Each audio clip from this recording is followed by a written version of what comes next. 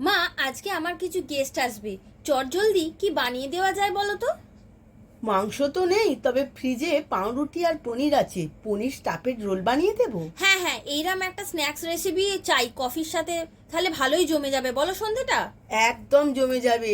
তুই খালি দেখে নে কিভাবে করছি। ঠিক আছে, বানিয়ে ফেলো তাড়াতাড়ি।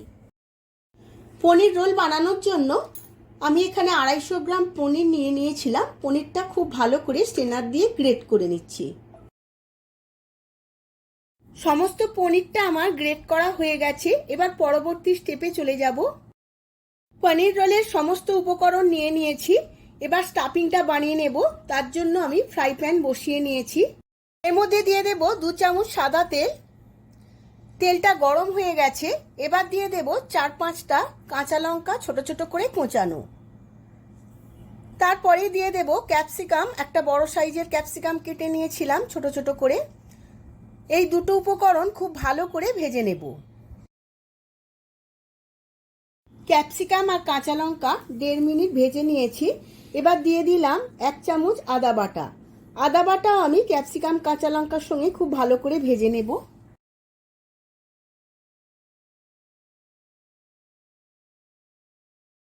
সমস্ত কিছু খুব ভালো করে ভাজা হয়ে গেছে। এবার গ্রেট করা পনিরটা আমি এর মধ্যে দিয়ে দেব।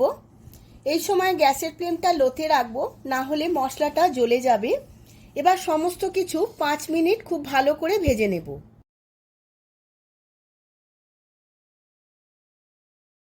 পনিরটা 5 মিনিট ভালো করে ভাজা হয়ে গেছে। এবার এর মধ্যে কিছু মশলা দিয়ে দেব।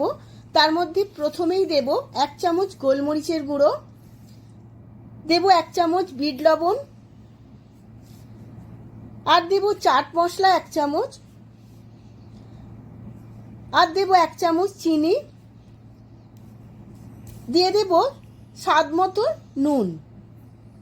এবার সমস্ত কিছু খুব ভালো করে পনিরের সাথে মিশিয়ে নেব।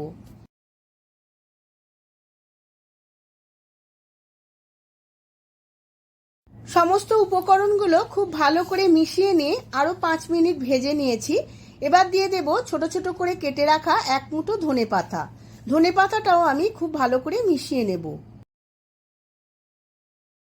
2-1 মিনিট নেড়ে নেওয়ার পর পুরটা একদম রেডি হয়ে গেছে। এবার গ্যাসের ফ্লেমটা অফ করে দেব। এখানে কিছু স্লাইস পাউরুটি নিয়ে নিয়েছি।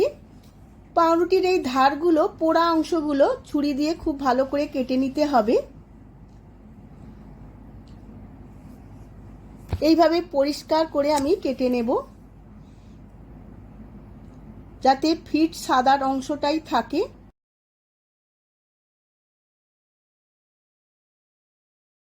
এইভাবে আমি বাকি পাউরুটির ধারগুলো কেটে নেব।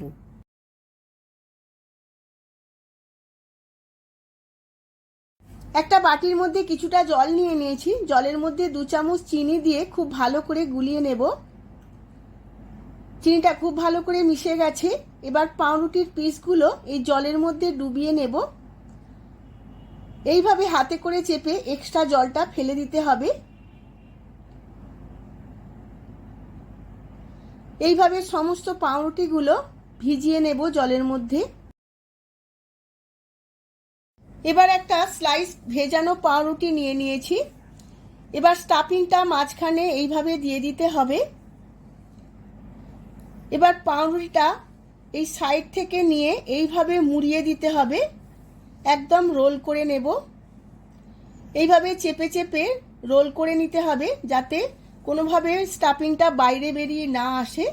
এইভাবে চেপে চেপে রোল করে নিয়েছি। যেহেতু পাউরুটিটা ভেজানো আছে, অল্প চাপ দিলেই শেপ চলে আসবে। খুব ভালো করে একটা রোল তৈরি হয়ে গেছে। এইভাবে আমি সমস্ত পাউরুটিগুলো রোল করে নেব, ভাজার জন্য একদম রেডি করে নেব। আমার সমস্ত পনির রোলগুলো রেডি হয়ে গেছে ভাজার জন্য। এবার আমি ভেজে নেব। এবার কড়ার মধ্যে সাদা তেল বসিয়ে দিয়েছি। তেলটা গরমও হয়ে গেছে। এবার এইভাবে একটা একটা করে রোল আমি এই তেলের মধ্যে দিয়ে দেব। এই সময় খুন্তিতে করে একটু নাড়িয়ে নিতে হবে, না হলে নিচে লেগে যাবে। পনির রোলগুলো খুব সাবধানে ভাজতে হবে। এই সময় গ্যাসের ফ্লেমটা মিডিয়ামে রাখবো। এর পাশে আরও একটা রোল দিয়ে দিয়েছি। এইভাবে আমি 10 থেকে 15 মিনিট খুব ভালো করে হালকা আঁচে ভেজে নেব। আমার দুটো ভাজা হয়ে গেছে। এইভাবেই আমি সমস্ত রোলগুলো ভেজে নেব।